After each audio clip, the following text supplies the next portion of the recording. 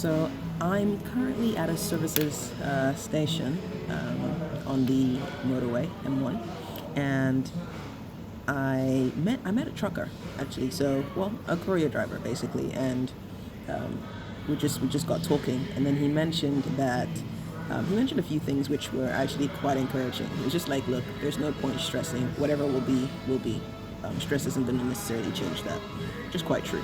Another thing he mentioned was he gave examples of that. So he said there was one time he was thinking of whether to park his car under a tree or not, but he decided not to because um, he was concerned that birds might poop on it. But then he went and parked somewhere completely away from trees, and then in a few minutes he just found his windscreen splattered with bird poop. Not even just one spot, but literally just splattered the whole way. So the one thing he was worried about actually still ended up happening, and it was okay. He just wiped it off and it was good to go. So that lesson was really good for me. Just learning that okay, you don't have to stress, even if things are stressful. Don't let them stress you. Like life will carry on. If you're meant to do something, you'll get it done. Then he also mentioned the example of an experiment that apparently was carried out where scientists would say, like, had two bowls of water, and then on one bowl they would just say many positive things and many happy thoughts and all sorts to it, and in the other bowl they'd say negative things, to that bowl of water.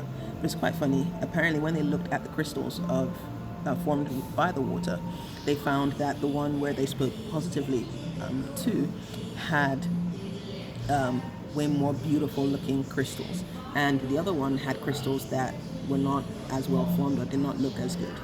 And he said, well, imagine that happens to two bowls of water just there, and we human beings are about 60-70% water.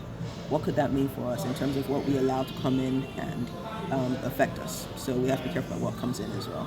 It was really cool. Just a simple, nice guy. His name was Greg.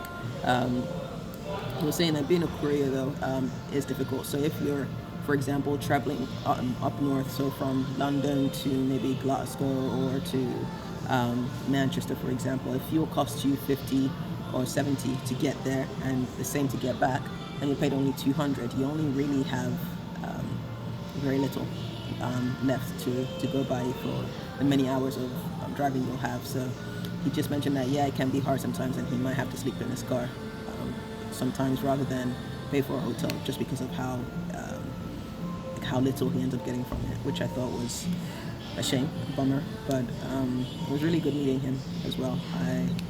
It was just cool, and it's one of those transient encounter sort of thing. You meet somebody once, they leave you with something cool, and you never see them again.